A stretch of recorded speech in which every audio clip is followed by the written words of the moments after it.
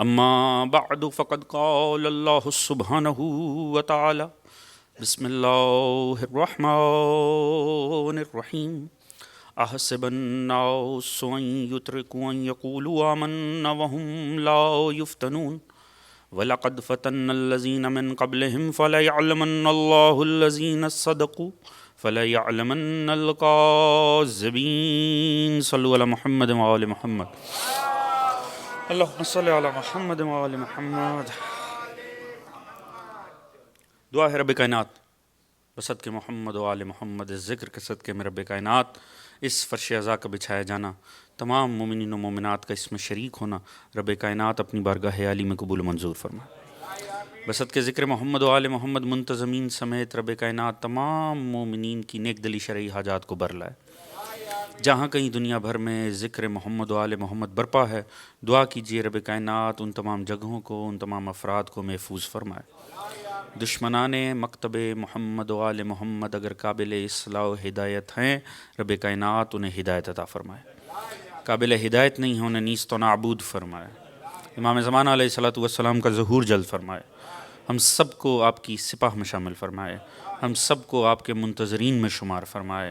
مومنین جہاں کو آپس میں اتفاق، اتحاد، پیار، محبت، خلوص، اخوت، مودت کی دولت عطا فرمائے۔ ہم سب کو سیرت محمد و آل محمد پڑھنے، اسے سمجھنے، اس پر عمل کرنے، اسے اپنی ذات اور اپنے گھرانے پر امپلیمنٹ کرنے کی توفیق عطا فرمائے۔ ہمارا خاتمہ بالخیر فرمائے اور آخرت میں تمام مرحومین سمیت ہم سب کو شفاعت محمد و آل محمد سے بہرہ مند فرمائے۔ ایک بلند تر صلوات پڑھ دیں محمد و آل محمد۔ اللہم صلی علی محمد وعجل فرمائے۔ عزیزان محترم، انسان اور آزمائش، اس عنوان پہ ہماری گفتگو کا سلسلہ آگے بڑھ رہا ہے۔ یقیناً گزشتہ مطالب آپ کے اذہان میں موجود ہوں گے۔ ہم حضرت موسیٰ علیہ السلام کے تذکرے کے بہانے ذکر دین کر رہے ہیں کہ کیسے جناب موسیٰ کے معاملات کیا رہے اپنی قوم کے درمیان، اور ہم ان کی اس سٹرگل کو جاننے کی کوشش کر رہے تھے کہ جو انہیں خدا تعالیٰ کی طرف سے حق کی راہ میں درپیش تھی۔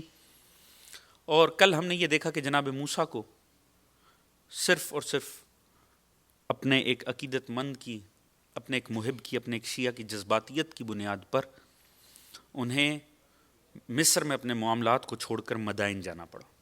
اور مدائن میں خدا تعالیٰ نے، جس خدا نے پہلے انہیں اپنی ماں سے جدا کر کے ماں کی طرف پلٹا دیا تھا، پھر سے اگر اپنے علاقے سے جدا کیا تو ایک انتہائی شفیق مربی جناب شعیب کے حوالے کر دیا۔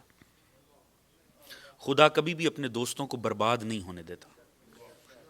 خدا کبھی بھی اپنی راہ میں سچی کوشش کرنے والوں کو نابود نہیں ہونے دیتا۔ تباہی، بربادی اور نابودیت اس کے لیے ہے جو خدا سے دور ہوتا ہے۔ جو خدا کے قریب ہوتا ہے، جو خدا کی راہ میں جد و جہد کرتا ہے، سٹرگل کرتا ہے، اس میں مشکلات ضرور آتی ہیں، آخر میں کامیابی اسی کے قدم چومتی۔ لہٰذا یہاں پر جناب موسیٰ کو جب ملایا گیا نا جناب شعیب سے، اللہ کی ذات نے ملایا، اور ہم نے کل یہ دیکھا کہ خود وہ بیٹی، وہ دختر جناب شعیب کی، کہ جو وسیلہ بنی جناب موسیٰ اور جناب شعیب کی ملاقات کا، اس نے جناب شعیب سے ریکویسٹ بھی کی جناب موسیٰ کے حق میں۔ تو وہاں پہ جناب شعیب نے فرمایا کہ ٹھیک ہے، اب ایسا ہے کہ آپ میرے پاس ٹھہریے۔ جب تمام معاملات کا پتہ چلا کہ کیسے فرعون کے ساتھ اختلاف ہوا، ایک شخص ان کے ہاتھوں قتل ہو گیا، بڑی مشکل سے جان بچا کے یہاں مدائن تشریف لائے ہیں، فرمایا اچھا اب آپ ایسا کیجئے، قرآن نے ہماری رہنمائی کی کہ میں اپنی ایک بیٹی کی شادی بھی آپ سے کیے دیتا ہوں، آپ 8 سال کے لیے میرے ہاں ملازم ہو جائیے، اور 2 سال اوپر بھی اگر ہو سکے تو یہ 10 سال آپ میرے پاس رہیے، میری خدمت انجام دیجئے، اور یہ میں اس حد تک آپ کی مالی مدد بھی کرتا ہوں اور معاملات میں مدد کرتا ہوں، آپ میرے پاس ٹھہریے، اور اس کے بعد آپ جہاں جانا چاہیں وہ تشریف لے جائیے۔ یہاں پر جناب موسیٰ نے ایک بڑا خوبصورت جملہ جناب موسیٰ کی زبان سے ادا ہوا۔ پچھلے مطالب آپ کے ذہنوں میں کس طرح سے معاملہ رہا، کیسے وہ ایک شیعہ کی جذباتیت کی بنیاد پہ ان کے ہاتھوں ایک شخص قتل ہوا، معاملات خراب ہوئے، آپ کو جانا پڑا۔ فرمایا رب بما انعمت علی فلن اکون ظہیرا للمجرمین، یا اللہ اب تو نے مجھ پہ اپنی اتنی نعمت کی ہے نا، میں کبھی مجرموں کا ساتھ نہیں دوں گا، میں کبھی مجرموں کا ساتھ نہیں دوں گا. لفظ مجرم استعمال کیا گیا, من المجرمین, میں کبھی مجرموں کا ساتھ نہیں دوں گا, واضح فرما دیا. اب یاد رکھیے کہ جو ہادیان الہی ہوتے ہیں نا, چاہے ان کو مختلف حالات درپیش ہوں, مگر ان کے اصول اور سٹینڈرڈز ہمیشہ ایک ہوا کرتے ہیں. ایک ہادی یہ کہہ رہے ہیں نا میں مجرموں کا ساتھ نہیں دوں گا, تو دوسرا ہادی ساتھ دے نہیں سکتا. اس کا مطلب ہے کوئی بھی جو ہادی ہوگا نا وہ کبھی مجرموں کا ساتھی نہیں ہوگا. یہ ممکن نہیں ہے کہ انسان مجرم بھی ہو, توجہ ہے جان محترم, اور معصوم اس کا ساتھ بھی دے. لہٰذا ایک بات تو حتمی ہے, اگر معصوم کا ساتھ حاصل کرنا ہے تو جرم سے کنارہ کش ہونا پڑے گا. وہ جرم چاہے معاشرے سے کیا جائے چاہے خدا سے کیا جائے. اللہم صلی علی محمد و آل محمد. توجہ فرما رہے ہیں جان محترم. مگر کیا ہے کہ ہم انسان ہیں, انسان کو کوتاہی نہیں کرے گا تو اور کون کرے گا. ہم سے بڑے جرم ایسے سرزد ہو جاتے ہیں, کچھ معاشرے کے حق میں ہو جاتے ہیں, اور جن سے معاشرے کے حق میں نہیں ہوتے نا خدا کے حق میں لازمی ہو جاتے ہیں. تو کیا کریں, پھر بھی کیا مایوس ہو جائیں؟ اب کبھی معصوم ہمارا ساتھ نہیں دے گا؟ ہاں دے گا, تو بننا کیا ہے, اور کچھ نہیں بننا, حر بن کے جائیں معصوم کے سامنے, معصوم معاف کر دیں گے. اللہم صلی علی محمد و آل محمد وعجل. جہان حسین میں ہمارے سامنے ہر ایک لطیف مثال موجود ہے. اب ہر کوئی تو حبیب ابن مظاہر ہو نہیں سکتا, لہٰذا حر بھی وہاں پہ موجود ہے. لہٰذا مطمئن رہا جائے کہ اگر زندگی میں بعض جرائم ایسے ہو گئے ہیں جو کچھ اپنے حق میں کیے ہیں, کچھ خدا کے ساتھ کیے ہیں, کچھ معاشرے کے حق میں کیے ہیں, مگر مایوس نہ ہو جائیں کہ آج تک کی زندگی میں یہ کام کرتا آ رہا ہوں, اب خدا نے کہاں معاف کرنا. نہیں, آپ حر بنے تو صحیح, وہاں تو شفاعت ہی شفاعت ہے. عزیز, ہم نے مولا امیر کو مانا ہے, یاد رکھیے مولا کائنات کیا ہیں؟ قسیم النار والجنہ, جنت اور دوزخ کا تقسیم کرنے والا. اقربا پروری کی بنیاد پر تو نہیں مولا کو یہ سٹیٹس ملا. توجہ ہے جان محترم. دیکھیے یہ بات سمجھنے کی ہے. مولا علی جنت اور جہنم کے تقسیم کریں, کیا اس لیے دے دیا کہ مولا کا کوئی معیار نہیں ہے؟ چونکہ مولا صاحب معیار ہیں اسی لیے تو یہ عہدہ دیا گیا. یا علی, چونکہ صاحب معیار ہیں. جناب عقیل نہیں کہتے, کوفے کا بازار تھا, سامنے دارالعمارہ کی چھت پہ مولا امیر بیٹھے ہوئے تھے. رات کا وقت جناب عقیل نے کہا, سرکار یا علی معاملات میرے مشکل چل رہے ہیں, لہٰذا میری مدد کر دیجئے. یہ نیچے بیت المال کی چھت پہ بیٹھے تھے, یہ نیچے کچھ تازہ مال آیا ہے, ابھی فلاں علاقے سے دے دیجئے. مولانا نے فرمایا تمہیں اس سے مناسب زیادہ اچھا نہ حل بتاؤں. یہ جتنے اہل بازار ہیں نا, یہ تمام اپنے جو گلے ہیں جو جس میں پیسے ڈالتے ہیں, وہ صندوق میں کسی نے تالا نہیں لگایا, کیونکہ انہیں پتا ہے کہ وہ سامنے علی ابن ابی طالب جاگ رہا. جاؤ جس گلے کا دل آئے توڑو نکال لو. فوراً تڑپ کے کہنے لگے, یا علی آپ مجھے چوری کی دعوت دے رہے ہیں. مولانا نے فرمایا جو نیچے مال موجود ہے وہ مسلمانوں کا ہے, تم بھی تو مجھے یہی مشورہ دے رہے ہو. توجہ ہے جان محترم, آپ مجھے کیا مشورہ دے رہے ہیں کہ اس لیے کہ مسلمان راتوں کو اپنے گھروں میں ہیں میں چاہوں بیت المال میں سے کچھ بھی اٹھا کر دے دوں؟ فرمایا نہیں, جس جہنم کی آگ کا خود سے خوف ہے میرے حق میں بھی اس سے خوف چاہو. علی صاحب معیار کا نام ہے. ایک لطیف واقعہ ہے, فضائل کا فضائل ہے, نصیحت کی نصیحت ہے, انتہائی خوبصورت اور محبت سے ہی سنیے گا. مولا علی کی ایک محب حاکم شام کی پرسنالٹی بڑی عجیب و غریب تھی. وہ اکثر مولا امیر کے محبوں کو, ویسے تو ظالم لوگ تو سزائیں دیا کرتے ہیں, سزائیں وہاں بھی ملتی تھی, مگر اکثر وہ مولا کے محبوں کو آزمانے کی بھی کوشش کیا کرتا. ایک دفعہ ایک حبدار مولا امیر المومنین, ایک خاتون, ایک بزرگ خاتون, اس کے سامنے پکڑ کے لائی گئی کہ یہ مولا امیر سے بڑی محبت کرتی, مولا علی سے. اس نے کہا آج بجائے سزا دینے کے نا میں اس کے دل کو اپنی طرف قائل کروں گا. بڑا لطف آئے اگر بات پہنچ جائے, محبت سے سنیے گا. اس نے کہا دیکھو آج نا بجائے سزا دینے کے میں اس کے دل کو علی کی محبت سے ہٹا کے اپنی محبت کی طرف لے کر آؤں گا. کہا اچھا کیا کیا جائے گا؟ اس نے کہا دیکھے خاتون, بزرگ خاتون تھی, اس نے اس سے 100 مخصوص نسل کے سرخ نگاہوں والے مخصوص قسم کے 100 اونٹ اس کو دے دیا، کہا یہ میری طرف سے تجھے عنایت ہے۔ اب اس دور میں آپ جانتے ہیں اونٹ سواری تھی عرب کی، اور وہ بھی ایک مخصوص نسل کے اونٹ۔ آپ کسی کو ایک گاڑی دے دیں تحفے میں، وہ ساری زندگی کے لیے قائل ہو جائے۔ آپ 100 مرسیڈیز اٹھا کر دے دیں کسی کو، کیسے نہیں فکر چینج ہو، عقیدہ چینج ہو، معاملات تبدیل ہو۔ اس نے رکھ لیے خاتون نے، کہا اب بتاؤ کیا میری محبت آئی دل میں، اب علی کو چھوڑتی ہو؟ مومنہ خاتون کہنے لگی رکھ لیا سب کچھ، کہ ملا تو مولا علی کے نام پہ ہی ہے نا، یا علی، ملا تو مولا علی کے جواز سے ہی ہے، رکھ لیا۔ رکھ کے کہنے لگی محبت تو میں علی ہی سے کرتی ہوں۔ حاکم شام حیران رہ گئے۔ حاکم شام نے ایک جملہ کہا جس پر جو جملہ اس نے کہا وہ سننے سے تعلق رکھتا ہے۔ حاکم شام نے کہا یاد رکھ، جتنا میں علی کو جانتا ہوں نا، جتنا میں علی کو جانتا ہوں، میں تجھے بتاؤں جتنا میں علی کو جانتا ہوں، اگر یہاں میری جگہ علی ہوتے نا تو ان 100 میں سے کوئی ایک اونٹ بھی تجھے نہ دیتے۔ وہ مسکرا کے کہنے لگی تو پہچانتا ہی نہیں علی ابن ابی طالب کو۔ کہا اچھا تو کیا علی دیتے؟ کہا جتنا میں جانتی ہوں نا علی کو، علی ان 100 اونٹوں میں سے کسی ایک اونٹ کا بال بھی توڑ کر مجھے نہ دیتے۔ وہ تڑپ اٹھا، حیران رہ گیا۔ کہا پھر بھی علی سے محبت رکھتی ہے؟ اس نے کہا اسی لیے تو علی سے محبت رکھتی ہوں۔ جو 100 اونٹ تو نے دیے ہیں یہ اپنے باپ کا مال نہیں دیا، مسلمانوں کا مال دیا ہے۔ اگر علی تیری جگہ ہوتے تو مسلمانوں کے مال میں سے کوئی ایک بال بھی توڑ کر نہ دیتا۔ علی علی علی علی یا علی یا علی۔ توجہ فرما رہے ہیں عزیزان محترم، اسی لیے تو علی سے پیار ہے، علی سراسر کردار۔ ہماری پہلی مجلس کا جو آغاز ہوا تو اس میں بھی عرض کیا تھا یہ ہستیاں سراسر کردار ہیں، یہ جنہیں آپ مانتے ہیں نا یہ افراد نہیں ہیں، یہ سراسر کردار ہیں۔ لہٰذا معصوم نے واضح کر دیا کہ یا اللہ میں کبھی فلن اکون ظہیرا للمجرمین، میں کبھی بھی مجرموں کا ساتھی نہیں بنوں گا۔ لہٰذا ان کے در پہ جانا ہے مجرم بن کر نہیں جانا، تائب ہو کر جانا ہے۔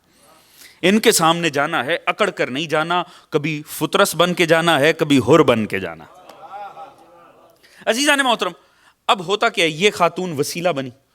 اب اس نے باپ سے کہا بھی کہ بابا ایسا ہے کہ آپ انہیں اپنا ملازم رکھ لیجئے اور یہ ایک بہترین ملازم ہوں گے۔ اب دیکھیے یہ ایک خاتون تھی اور جناب شعیب نے آگے سے کیا رپلائی کیا، کہا موسیٰ اچھا میں آپ کی شادی اپنی بیٹی سے کیے دیتا ہوں اور 10 سال کے لیے آپ یہاں خدمت کریں۔ یہ قرآن کا کمال ہے کہ قرآن لطیف جذبات کو لطیف انداز میں بیان کرتا ہے۔ یہ بات سمجھنے کی ہے، بعض جذبات انسان کے اندر موجود ہیں مگر ان کی تسکین بھی انتہائی بہترین انداز میں ہونی چاہیے، اور سمجھنے والوں کو سمجھنا چاہیے کہ جن پر خدا نے انہیں مربی بنایا ہے وہ اپنے اندر مشینی پرزے نہیں رکھتے، وہ اپنے اندر اعضاء رکھتے ہیں اور جذبات رکھتے ہیں۔ توجہ ہے عزیزان محترم، قرآن نے بتایا کہ دیکھیے ایک کوئی تعلق تھا، ایک کردار دیکھ کر دل میں ایک تصور قائم ہو چکا تھا مگر اسے باپ کے سامنے ایک مختلف انداز میں پیش کیا گیا، اور باپ نے جو آگے سے رپلائی کیا اس جذبے کی تسکین کو ایک بہترین انداز میں کامل کیا۔ توجہ ہے جانب، کیونکہ قرآن نے اسے لطیف انداز میں بیان کیا اس لیے کھول کے میں نے بھی آپ کے سامنے بیان نہیں کیا، مگر یہ سمجھنے کی بات ہے۔ لہٰذا اب ہوتا کہ دیکھیے یہ کتنی مقدس خاتون ہوگی، یہ کتنی عظیم خاتون ہوگی جو 2 معصومین کو آپس میں ملانے کا سبب بن گئی۔ خدا نے اسے ایک وسیلہ بنا دیا، اور خدا نے اس کو اجر کیا دیا، خدا نے اسے پکڑ کے ام المومنین بنا دیا۔ یہ زوجائے نبی بن گئی، زوجائے پیغمبر بن، ایک اولو العزم پیغمبر کی زوجہ بن گئی۔ اچھا یہ اب آپ نے ایک رخ سن لیا، اب میں آپ کو ٹوٹل ہٹ کے ایک دوسرا رخ سناتا ہوں، توجہ چاہوں گا، لطف بہت آئے گا اگر بات پہنچ گئی تو۔ اللہم صلی علی محمد وعلی محمد وعجل فرج۔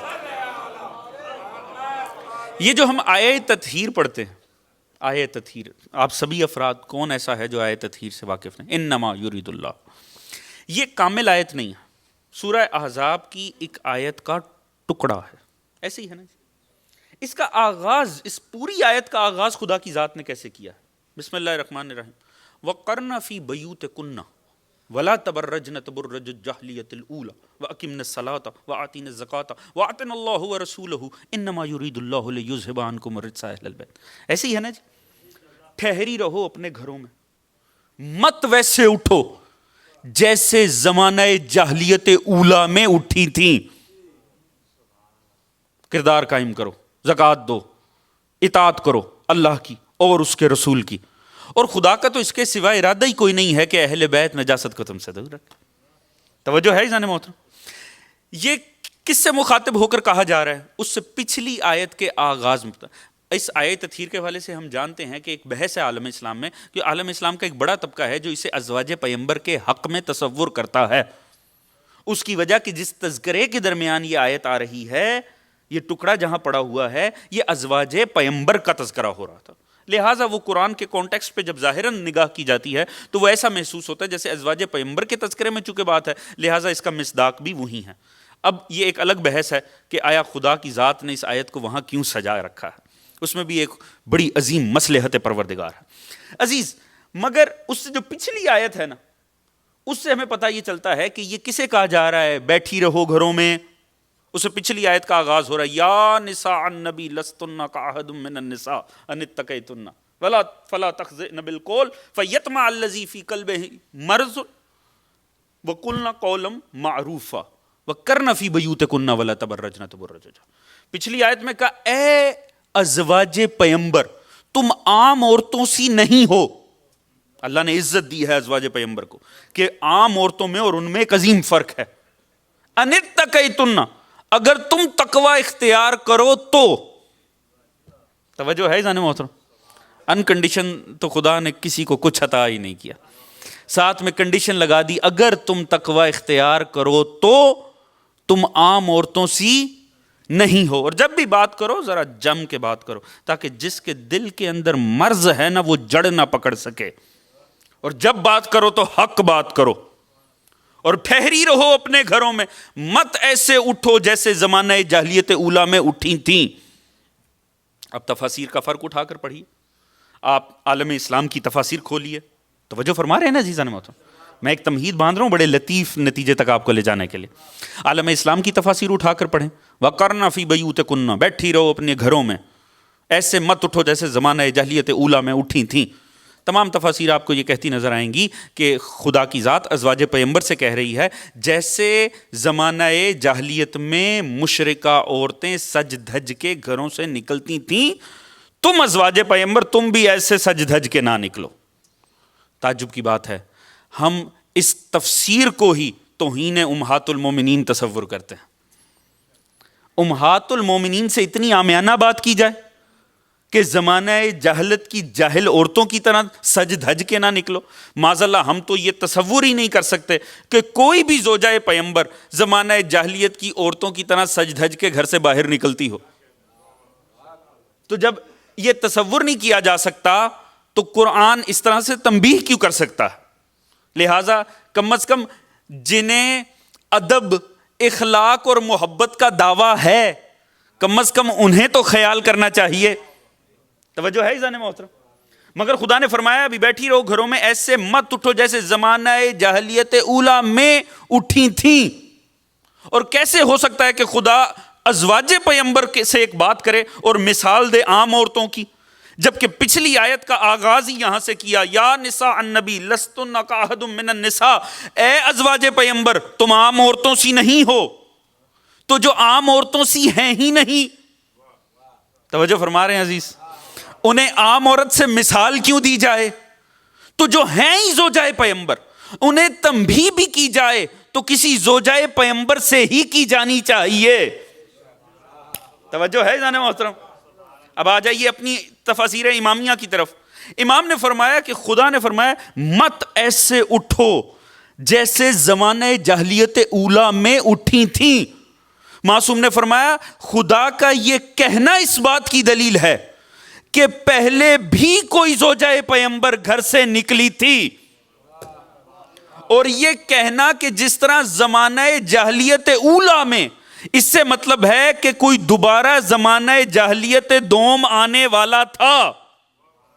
توجہ ہے عزیزان محترم؟ لہذا خدا یہ فرما رہا ہے بیٹھی رہو گھروں میں، مت ویسے اٹھو ویسے گھر سے نکلو جیسے زمانہ جاہلیت اولا میں نکلی تھی۔ صحابی رسول نے رسول سے پوچھا یا رسول اللہ ہمیں سمجھ نہ آئی کہ یہ تنبیہ کیا کی گئی ہے ازواج پیغمبر کو؟ فرمایا سنو، خدا کی ذات میری ازواج سے مخاطب ہو کر کہہ رہا ہے مت ایسے نکلنا گھروں سے جیسے زمانہ جاہلیت اولا میں نکلی تھی۔ رسول نے فرمایا جناب موسیٰ کی زوجہ صفورہ بنت شعیب بعد جناب موسیٰ جب یوشع بن نون وارث موسیٰ ہوئے تو وہی جو زوجہ پیغمبر تھی اس نے ان کی امامت کو تسلیم نہیں کیا اور لشکر لے کر جناب یوشع بن نون سے لڑنے کے لیے آ گئی۔ جناب یوشع بن نون نے اسے شکست دی اور شکست دینے کے بعد ذلیل نہیں کیا بلکہ احترام سے اسے اس کے گھر تک چھوڑ دیا۔ میرے بعد بھی ایک زوجہ پیغمبر نے اٹھنا تھا جو میرے وارث کو قبول نہیں کرے گی، لشکر لے کر مقابلے پر آئے گی، علی اسے شکست دیں گے مگر بے احترامی نہیں کریں گے، احترام سے گھر تک چھوڑ آئیں گے۔ خدا منع کر رہا ہے وہ غلطی نہ کرنا جو اس نے کی تھی۔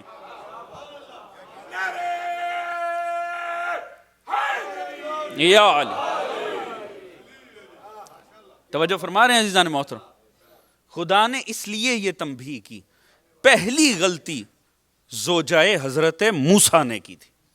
اب دیکھیے قرآن نے اس خاتون کے متعلق ہمیں بتایا کہ یہ وہ خاتون تھی جو وسیلہ بن گئی دو معصومین کے درمیان، اور دیکھیے کیا ہوا کہ یہی وہ خاتون تھی جس نے نبی کو مان لیا، وارث نبی کو چھوڑ دیا۔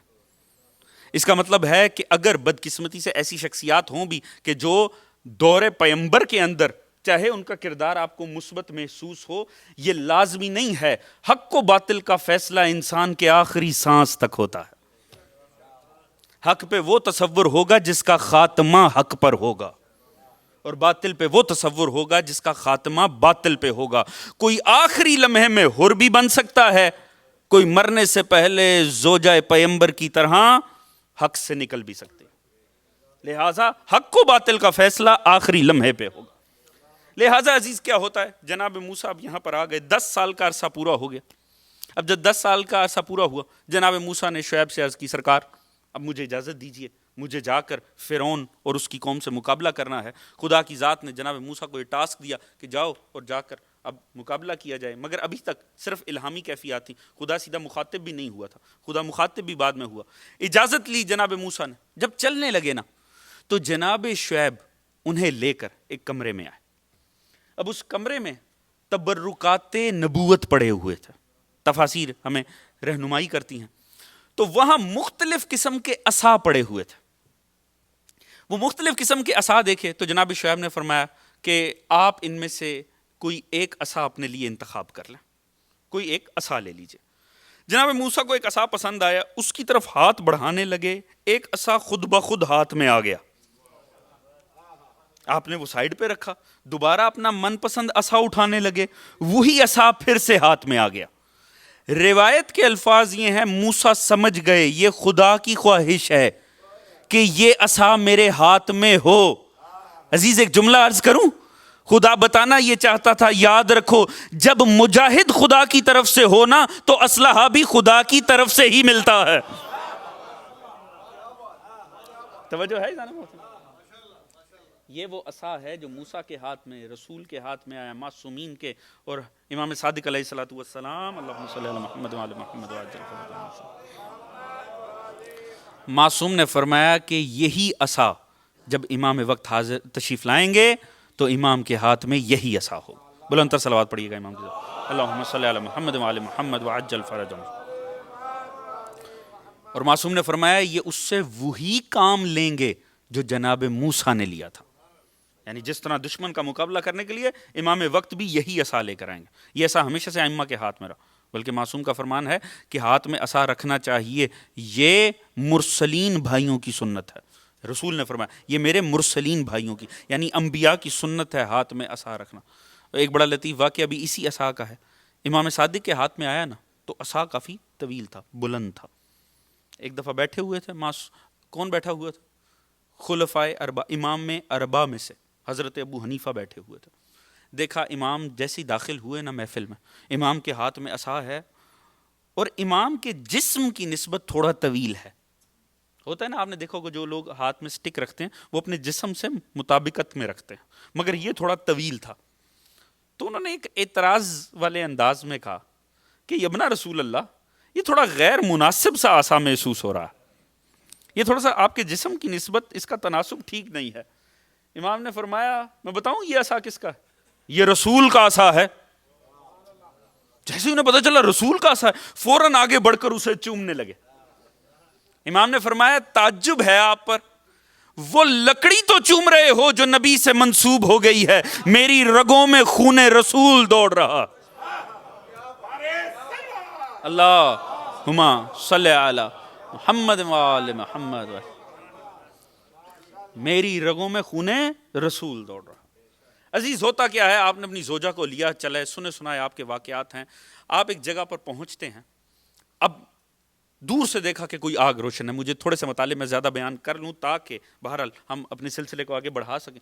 آپ نے دیکھا دور سے ایک روشنی سی محسوس ہو رہی ہے، جناب موسیٰ کی زوجہ بھی اس وقت عالم مشکل میں تھی، تو فوراً نے فرمایا شاید مجھے لگتا ہے کہ آگ ہے، میں جا کر لے کر آتا ہوں۔ فی بقعۃ مبارک من شجرۃ ان یا موسیٰ انی انا اللہ رب العالمین، ایک مبارک کریے میں ایک شجر تھا، شجر سے آواز آنے لگی اے موسیٰ میں رب العالمین ہوں۔ وہ کیا کسی نے وہ محاورہ ہے نا، آگ لینے گئے تھے خدا مل گیا، آگ لینے گئے تھے خدا مل گیا۔ عزیز معاملہ یہی ہے، گئے آگ کی طرف سے تھے، خدا مل گیا۔ اب یاد رکھیں کوئی خدا کو چھوڑ کر جائے گا نا تو صرف آگ ہی ملے گی۔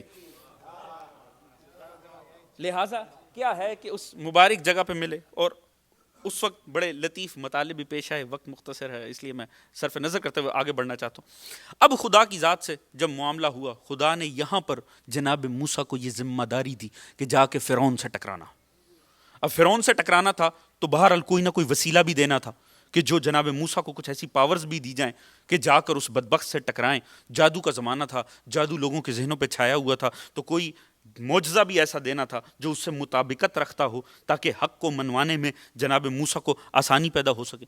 لہٰذا کیا کیا، پوچھا یہ آپ کے ہاتھ میں کیا ہے؟ وہ فرمانے لگے جناب موسیٰ کے سرکار یہ میرا عصا ہے، میں اس سے یہ کام لیتا ہوں، اس طرح سے کرتا ہوں، اس طرح سے جو وہ اس کی خاصیتیں جانتے تھے وہ ساری خدا کو بتا دی کہ میں اس انداز کے کام لیا کرتا ہوں، اس چیز میں یہ میرا مددگار ٹھہرتا ہے، اور یہ اس کے فضائل ہیں، وہ سنا دیے۔ جب خدا نے پوچھا نا، فرمایا وَأَنْ أَلْقِ عَصَاكَ، اب ایسا کیجئے اس کو ڈال دیجئے۔ جناب موسیٰ نے اس عصا کو پھینکا، فَلَمَّا رَأَهُ تَهْتَزُّ، وہ ایک اجدر میں تبدیل ہو گیا، ایک بپھرے ہوئے سانپ میں تبدیل ہو گیا۔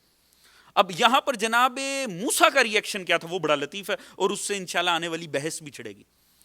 ہوتا یہ ہے کہ جناب موسیٰ ایک دم گھبرائے، ڈرے۔ اب یہ وہ الفاظ ہیں جو خود قرآن نے استعمال کیا، کَأَنَّهَا جَانٌ وَلِيٌّ مُدْبِرٌ وَلَمْ يُعَقِّبْ، اس طرح ڈر کے بھاگے کہ پلٹ کر بھی نہ دیکھا۔ توجہ ہے جانے محترم؟ اب دیکھیے اگر یہ روایت کے الفاظ ہوتے نا تو ہم اس سے منافی عصمت قرار دے کر صرف نظر کر جاتے، ہم اس پر غور ہی نہ کرتے، ہم کہتے نہیں نہیں صاحب یہ عصمت سے اس کی مطابقت قائم نہیں ہوتی۔ لہٰذا مگر یہاں پر معاملہ اور تھا، یہاں پر قرآن بیان کر رہا ہے، روایت بیان نہیں کر رہی، یہاں تاریخ بیان نہیں کر رہی، یہاں پر قرآن نے بیان کیا کہ معاملہ کچھ اس قسم کا تھا۔ بہرحال انتظامیہ سے گزارش ہے کہ کوشش یہ کیجیے گا کہ جو افراد آخر میں آئیں ان سے ریکویسٹ کی جائے کہ وہ آخر میں ہی تشریف رکھیں اور بعد میں دوسری مجلس کے وقت آگے تشریف لیں۔ معاملہ یہ تھا کہ جناب موسیٰ کے لیے اب قرآن نے یہ کہا، قرآن نے اس بات کو واضح کیا ہے کہ معاملہ کچھ اس قسم کا تھا کہ وہ گھبرائے، اور اتنے گھبرائے کہ پلٹ کر بھی نہ دیکھا۔ اب معاملہ یہ ہے، یہ گھبراہٹ کی کوئی کون سی سٹیج ہوگی ڈر جانے کی کہ پلٹ، ولم یوق، کہ پلٹ کر بھی نہ دیکھا. قال اقبل، خدا نے فرمایا پلٹ آئیے. یا موسیٰ انک من الآمنین، اے موسیٰ آپ ان میں سے ہیں جنہیں امان دی گئی ہے. یعنی باقاعدہ خدا کو جناب موسیٰ کو پلٹانا پڑا یہ کہہ کے کہ آپ حالت امان میں ہیں. یعنی آپ کا جو خوف زدہ ہونا ہے وہ روایت نے ثابت نہیں کیا، قرآن نے ثابت کیا. میں نے عرض کیا اگر یہ قصص کی روایت ہوتی ہم اسے منافی عصمت قرار دے دیتے. ہم کہتے نہیں صاحب معصوم کی شان سے مطابقت نہیں ہے، مگر قرآن کی آیت ہے، کہاں چلے جائیں. اب اس خوف اور ڈر میں کون سے پہلو، میں نے کل بھی عرض کیا تھا، معصوم کے ساتھ وابستہ ہونے والے بے خوف ہو جاتے ہیں. ہم نے دیکھا کہ جن پر حسینی ہونے کی مہر لگ گئی وہ تو زندگی سے گزر گئے. تو جو معصوم کے ساتھ ہو جائیں انہیں موت کا خوف کیسا؟ تو جب انہیں نہیں ہوتا تو معصوم کو کیسے خوف ہو سکتا؟ لہٰذا اس پہ غور ضرور کریں گے. مگر خوفزدہ کس سے ہوئے؟ اپنے ہی ہاتھ کے اسلحے سے. خدا نے پہلے پوچھا کہ اس کے فضائل کیا ہیں، جو جو موسیٰ جانتے تھے بتا دیا، پھر پھکوایا، سانپ بنا، موسیٰ اس سے گھبرا گئے. اس کا مطلب ہے جناب موسیٰ کو اس کے متعلق پتا تھا یہ پتے جھاڑ لیتا ہے، یہ حیوانوں کو ہانک لیتا ہے، یہ پتھروں کو ہٹا دیتا ہے، یہ راستہ آسان کر دیتا ہے. یہ نہیں پتا تھا یہ سانپ بھی بن جاتا ہے. توجہ ہے زن محترم؟ ایک فرق عرض کروں اگر آپ کی توجہ ہو تو، کمال ہے خدا کی قسم، علی ابن ابی طالب کس ہستی کا نام ہے. موسیٰ وہ ہیں جو اپنے ہی ہاتھ کے اسلحے کے اوصاف نہ جانتے تھے، اور علی وہ ہے جس کی ذوالفقار لوگوں کے نسب تک کو پہچانتی ہے. یا توجہ ہے زن محترم؟ اب کیا ہے کہ ایسا نہیں ہے کہ انبیاء سے مولا علی کی مطابقت دینا، اس میں کیا شان معصوم گھٹ جائے گی، انبیاء کی شان گھٹ جائے گی؟ ایسا نہیں ہے. کیوں؟ کیونکہ یہیں پر ہی جب خدا نے دیے نا اوصاف دیے، یہ اصحابی دے دیا اور کہا جائیے جا کے ابلاغ کیجئے. جناب موسیٰ کا جملہ یہاں لکھا ہے جو خدا سے فرمایا رب انی قتلت منہم نفسا فاخاف ان یقتلون. یا اللہ میں نے ان کا ایک شخص قتل کر رکھا ہے. وہ پیچھے جو شیعہ سے لڑ رہا تھا، ھذا من شیعتہ و ھذا من عدوہ، اس عدو موسیٰ کو جناب موسیٰ نے اپنے اس عدو کو قتل کر دیا تھا. جان کرنا نہیں چاہتے تھے، ہو گیا قتل. مگر یہاں خدا سے فرمایا یا اللہ تو مجھے جس قوم میں بھیج رہا ہے نا، میں نے ایک شخص ان کا قتل کر رکھا ہے، مجھے ڈر ہے وہ مجھے قتل نہ کر دیں. تفسیر انوار النجف علامہ حسین بخش جاڑا، کیا ہی خوبصورت تفسیر لکھی ہے. فرماتے ہیں یہ آیت آئی نا، رسول خدا مسکرا دیے. جب رسول، توجہ ہے جانے محترم، بڑا لطف آئے اگر بات پہنچ جائے، رسول اللہ مسکرا دیا آیت پڑھ کے. صحابہ نے پوچھا یا رسول اللہ مسکرا کیوں رہے ہیں؟ فرما رہے مسکراؤں نہ تو کیا کروں. دیکھو تو صحیح، موسیٰ وہ ہے جس نے اپنی قوم کا ایک شخص قتل کیا تھا، پر جب خدا نے فرمایا جا کر ابلاغ کریں تو کہہ دیا یا اللہ میں نے ایک شخص قتل کر رکھا ہے، ڈر ہے وہ مجھے ہی نہ قتل کر دیں. فرمایا میرے بھائی علی کو دیکھو، قریش کے ہر سرکش کی گردن کو توڑا علی نے، پر جب کہا نا آیات لے جا کر سنا دو، علی سینہ تان کے قریش میں چلے گئے.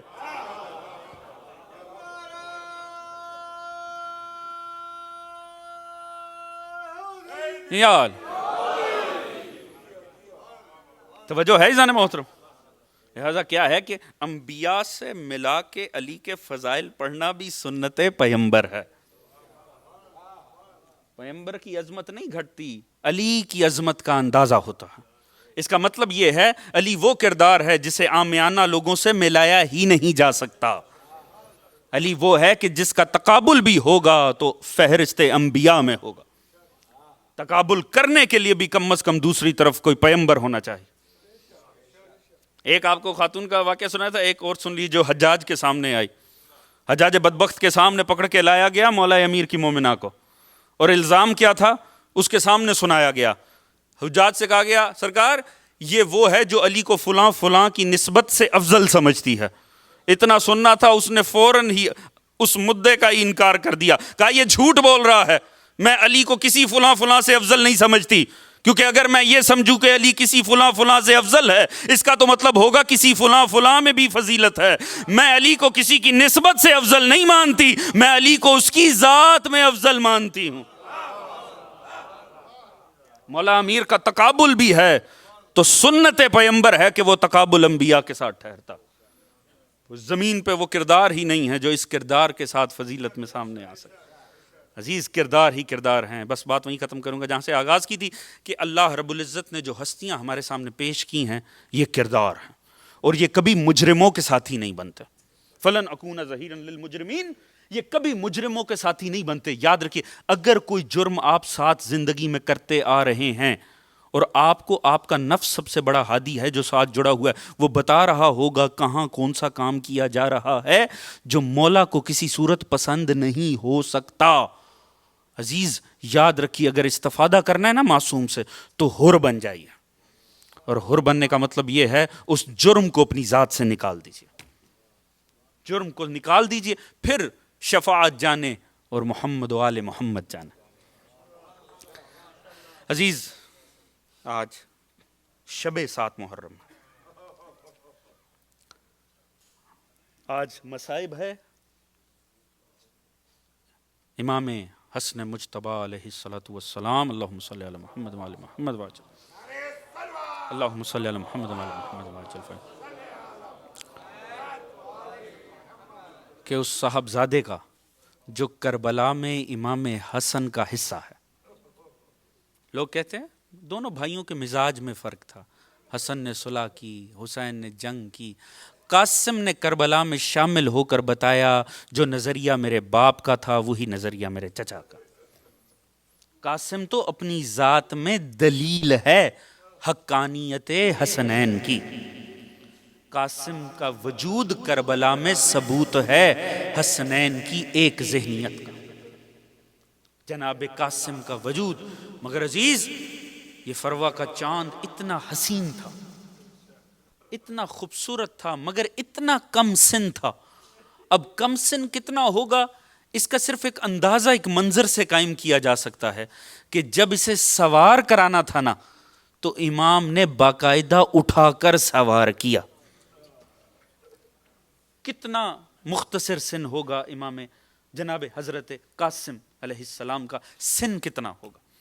جب بھی اجازت لینے امام کے سامنے آتے تھے نا، روایت کے یہ جملے ہیں، جب بھی یہ امام کے سامنے آتے تھے نا، امام گلے لگا کے اتنا گریہ فرماتے تھے کہ بے ہوش ہو جاتے تھے، امام پر غشی طاری ہو جاتی، اتنا گریہ جب بھی یہ سامنے آتا تھا۔ آخر کو بھابی تشریف لے آئیں، والدہ جناب قاسم تشریف لے آئیں اور فرمانے لگیں، آقا ہر ماں کی یہ خواہش ہے کہ اس کے بچے حق پر قربان ہو جائیں، کیا میرے بیٹے کو یہ اجازت اور سعادت ہی نصیب نہ ہوگی؟ رو کر کہنے لگے۔ امام کا جو جملہ ہے یہ امام کے جذبات کا بہترین عکاس ہے۔ امام نے قاسم کو دیکھ کر فرمایا، اے میرے چاند، اے میرے بیٹے، بتا چچا وہ جگر کہاں سے لائے جو تجھے مرنے کی اجازت دے۔ اللہ اکبر، کتنے مشکل مرحلے امام کی ذات پر گزرے ہیں کربلا میں۔ فرمایا، بتا میرے بیٹے، میں وہ جگر کہاں سے لاؤں جو تجھے مرنے کی اجازت دے دے۔ اور یہ وہ حسین چاند ہے امام حسن کا۔ میں نے روایت کے الفاظ خود پڑھے ہیں مقتل میں کہ جب قاسم، جناب قاسم لشکر کے سامنے آئے نا، جب گھوڑا بھگا کر لشکر کے سامنے آئے تو اشکیا میں گریہ پڑ گیا، اور یہ جملے تھے ایک بدبخت سردار کے۔ اس نے جناب قاسم کا حسین چہرہ دیکھا اور اپنی سپاہ کو مخاطب کر کے کہتا ہے، ہائے حسین کتنا غریب ہو گیا کہ اتنا حسین چاند بھی مرنے کے لیے بھیج دی۔ اتنا حسین تھے جناب قاسم کہ لشکر اعداء میں بھی یہ گریہ پڑ گیا کہ کتنا بے بس ہو چکا ہے حسین کہ اتنے حسین بچے کو مرنے کے لیے بھیج دیا، نہیں تو اتنے حسین بچے مرنے کے لیے مائیں نہیں پالتی ہیں۔ عزیز، بہترین جنگ کی، عرض کے شامی کے بیٹوں کو قتل کیا، مگر ایک وہ لمحہ آتا ہے کربلا میں کہ ایک بدبخت ظاہر ہوا اور ایک عظیم گرز کو لہرانا شروع کیا۔ اس گرز کا کیا لہرانا تھا؟ زمین کربلا ساتھ میں لرزنی شروع ہوئی، اور جب آ کے سر اقدس جناب قاسم پہ پڑا نا تو یہ تو بعد کی روایت ہوگی کہ زمین پر آ کر پامال ہو گئے. گرز وزنی تھا، جناب قاسم کا وزن کم تھا. یہ تو وہ مظلوم شہزادہ ہے جو زین پر ہی پامال ہو گیا، مگر جیسے ہی زین سے زمین پر آنے لگے، یا امہ ہو ادرکنی کی صدا بلند کی. ادھر مولا نے دیکھا ایک مرتبہ ہاتھ میں تلوار نکال کر امام شہاب ثاقب کی طرف طرح قاسم کے اوپر آئے. جیسے امام کو آتے دیکھا نا تو فوراً ہی بدبختوں میں بھی ایک دم سے ان کا ہجوم تھا، مگر گھبراہٹ پڑ گئی کہ حسین آ رہے ہیں. مشرق کے گھوڑے مغرب کی طرف بھاگے، مغرب کے گھوڑے مشرق کی طرف بھاگے. یہ عالم ہو گیا لاش اقدس جناب قاسم کا کہ جب مولا حسن کی نگاہ پڑی نا، مولا حسین کی نگاہ پڑی تو مولا نے رو کر ایک جملہ کہا. مولا نے عالم گریہ میں کہا، بیٹا قاسم چچا کو معاف کر دینا، لگتا ہے آنے میں بڑی دیر ہو گئی. وہ حالت تھی جناب قاسم کے ننھے سے وجود کی کہ امام رو کر فرماتے ہیں بیٹا معاف کرنا، شاید کہ مجھے آنے میں بڑی دیر ہو گئی ہے. لہٰذا جب اس عالم میں اس مجروح لاش کو لے کر جب جناب مولا مظلوم کربلا خیام کی طرف آنے لگے نا تو جو ایک جملہ کہا وہ بتاتا ہے کہ کیا حالت ہوگی وجود قاسم کی. ایک مرتبہ دور سے جب خیام سے تھوڑا قریب ہوئے نا تو مولا حسین مظلوم نے آواز دی، کہا بہن زینب، بہن زینب قاسم کی ماں کو سنبھال لو، کیونکہ کوئی ماں اپنے بیٹے کو اس عالم میں دیکھ نہیں سکتی. بہن زینب قاسم کی ماں کو سنبھالو، کیونکہ کوئی ماں اپنے بچے کو اس عالم میں دیکھ ہی نہیں سکتی. لا کر لاش اقدس کو رکھا گیا. ہر بی بی بہن کر رہی ہے، ہر بی بی ماتم کر رہی ہے، مگر جناب قاسم کی ماں نے ایک عجیب سا کام کیا، ایک عجیب کام کیا. بی بی آگے بڑھی، ایک مرتبہ خون ناحق مولا قاسم کو لے کر بی بی نے اس کا خضاب کرنا شروع کیا. اپنے بالوں پر ملا، چہروں پہ ملا، ہاتھوں پہ ملنا شروع کیا. پھر اپنے گال کو جناب قاسم کے کٹے ہوئے گال کے ساتھ لگا کر کہا بیٹا قاسم جب دادی زہرا کے پاس جانا تو میرا پیغام دے دینا، ان سے کہنا آقا زادی مجھے آپ کے گھرانے سے یہی ایک تحفہ ملا تھا، میں نے آپ کے حسین کے قدموں میں نچھاور کر دیا.